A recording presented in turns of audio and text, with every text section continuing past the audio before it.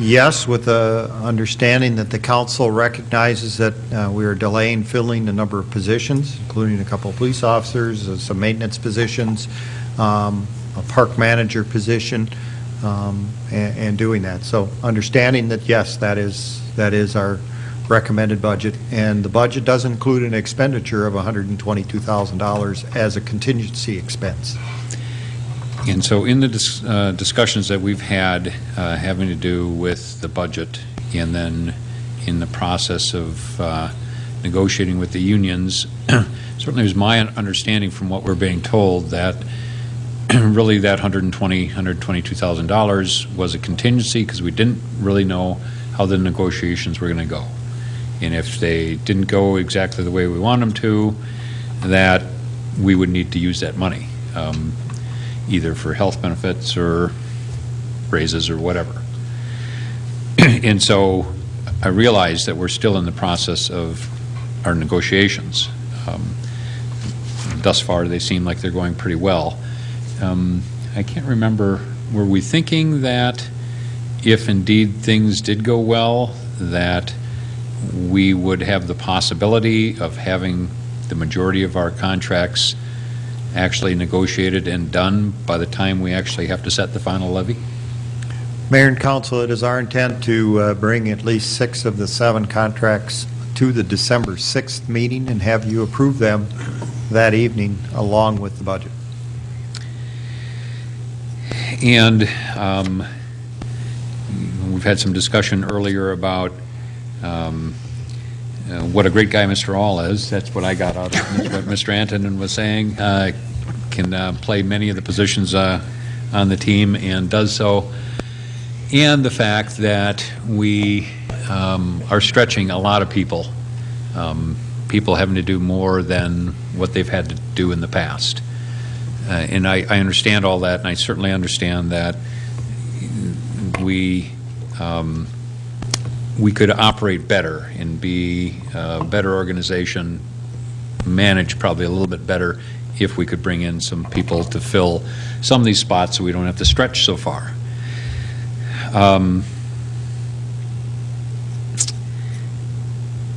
But this is, in my opinion, is not the time to do that. Mr. All mentioned that, you know, yes, the budget we're laying out and whatnot includes the fact that we're not filling positions, and there's a lot of things that we're not doing.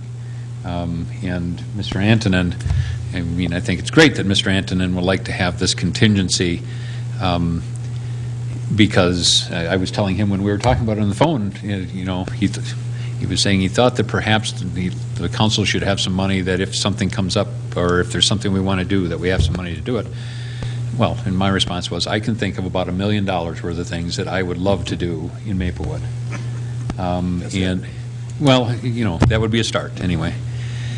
I'd probably use it all at the community center to start with, but anyway, I'll quit talking, I guess, and say we've intentionally made these steps to not fill positions because we needed to, and we have intentionally worked to lower the amount of reserve that we have in our budgets. And we have deferred all kinds of projects that we would like to do because, in my opinion, we have to. And so I think that from my understanding, that $120,000 was there because we might need it in our negotiations. And I would say if we don't need it in our negotiations, as much as I'd love to have some money available for things, I don't think we should. We have to lay out a budget and then play by the budget. And yes, I understand we could have a storm, we could have some kind of other emergency event that would cost us money, and it seems like that's when we then have to figure out, all right, how are we going to deal with this? Mr. Nephew. Thank you, Mr. Mayor. I have a lot of agreement with what you just said. I did have a couple of questions for staff first before I have some other comments. The first question is in the chart, Gail, that you gave us in the staff report, we have a breakdown of the percentage increase and decrease, or, well, the percentage increase in the property tax on various values of properties.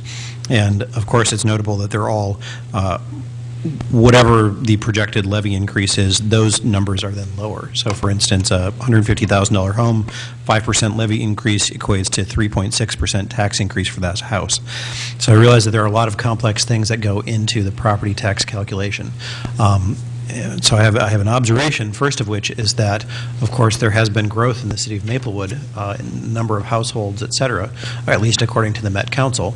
And so people need to be aware that when we talk about a tax levy increase, we're talking about a total number of dollars spread over the number of residents in the city. So in the average year, when the number of residents increases, if we hold taxes the same, we'd actually be reducing the per capita taxes. And conversely, a increase may only be keeping up with population growth. And earlier this year, I got an email from a resident who said that he thought it was outrageous that we were contemplating a 5% levy increase, because he said there's no reason that government should grow more than the rate of inflation and the rate of population growth.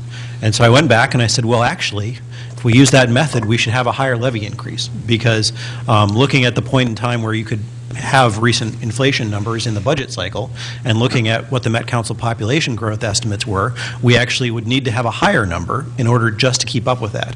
But the reality is that we're trying to come in lower than that because times are tight, and it's a hard time even to keep pace with where things are at, not even counting issues like the loss of money from the state and so forth. So the question I had in there, though, after that long introduction, is actually about commercial versus residential properties in the city. Do we have any idea of anything comparable on what it might mean for a commercial property that hypothetically is stable in value? At this time, I don't have any information on the commercial property. I have not done any of the scheduling on that. Okay. Has there been any kind of general report from the county about what the median commercial property up or down in valuation for the coming tax year? I have information in my office that was provided to me by the county. Okay. I would appreciate if you could share that with the council just by email afterwards, just to get a kind of ballpark sense. I know in some past years we've had the case where residential values were really down and commercial values were up, and I don't know if that's still the trend this year. But it's helpful at least to have some idea of what the impact on our businesses is going to be, as well as on individual homeowners. The next question that I had to do with the general fund balance in this year. I think it was at our last council meeting, we had on the consent agenda an item about the fund that had been set up for the 800 megahertz transition, and there was money left over because of the grants that had come in, and so we were approving a transfer back to the general fund. Is that transfer amount incorporated in these 2010 adjustments? And so that's already reflected in all these fund balances? Mm-hmm. Okay, thank you. I didn't see it. It was a pretty big chunk of money, so I wanted to make sure we weren't losing it, or I was hoping maybe we were losing it and could find it. I guess the last general comment that I have on the whole topic is that I think psychologically, as a council, it's pretty easy for us to have a perspective on the basis of what's in front of us. Right now, we're looking at the cost, and anytime we look at the cost, we pretty much, certainly my feeling is always like, wow, I'd like that to be a smaller number. On the other hand, when we have budget meetings and we're looking at the needs of various departments, darned if it isn't a matter of us trying to realizing how many needs that we had in each department as we went through the budget process this year that we really would like to have funding for. And I think because of that, I'm hesitant to be too set in stone until we actually have the budget document in which we're looking at the costs and the benefits or what we're getting for our money at the same time. And so my general sense is that, kind of in agreement with what Will is saying, I do think that it may be viable for us to see the levy increase reduced to 4 or 4.5% between the contingency and perhaps other things that we may be looking at just between now and and the final budget, or even on the budget night. So I wouldn't want any of that to come as too big of a shock or surprise if we find some line items that we want to be trimming. But I wouldn't want to write that into the budget at this point, because I think people are getting their formerly known as truth in taxation statements with the 5% levy into it, and I think it's just better for us to be able to go into that meeting and say, all right, well, here are some things that maybe we can cut, and if you want to do more, then we've got to look at what things we're all going to give up as a city. And my own gut sense is that there's 0.5 to 1% of levy maybe that we can get out of it in one way or another. I wouldn't want to give up quite the entire contingency fund, probably, partly because I would just like to have a higher fund balance. I mean, it's not like the money, goes away at the end of the year if we don't spend it or something. We carry it forward, and it's always available for future years. And I liked it when we had a higher fund balance. So I'd like to see us cut a little bit, but not really dramatically between now and the final budget. I think that covers me. Kathy? Well, just so you know, I'm not willing to do away with the entire contingency either. I'm with him. I might do some horse trading, as they say,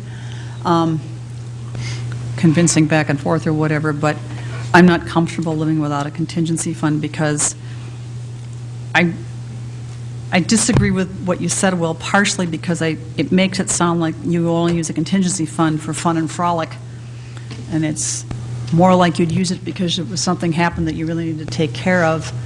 And not that it's easier, but it seems to make more sense to me that you build that in, because you don't want to have to 3 months, 5 months, whatever, into the new budget year, have to go back and go, okay, where can we squeeze a little more out of this? We may as well set our standard now, and particularly in my case, I think contingency is part of it, and do our squeezing now. But then, me, I'm always more, let's just do it up front and get it over with. I just feel it's a more solid way to go into it, because there are uncertainties, certainly in city life. I think the total absence of a contingency would make me really nervous, more nervous than your plan of attack. It's just me. Just so you know where I'm coming from. All right. Marv, did you have something? A couple questions. We're talking about property values. Just because property values go down doesn't mean the taxes go down. Correct. And then the fund balance, I would presume that in future years, assuming that the economy improves, which I think it is, and things get better, I presume at that point then we would want to increase that fund balance. With some of the charges that aren't happening now, I mean, construction is way down, we can get more revenues without raising the tax levy, because those revenues that we're not getting right now will come in if the economy gets better. Right. So we could see a better fund balance without raising property. It's not property taxes that would, ultimately raise our fund balance. It could be these other revenues that we've been missing these last couple of years. Yeah, because what we're missing now is under a normal economy, there's there's new construction every year, which creates new tax base, and that hasn't been happening. Yep. In the future, that it will come back. At that point, then we can increase our fund balance. That's what I'm asking. Okay. At least we're all hoping it will come back. It will. I'm in your camp. So I was just going to say that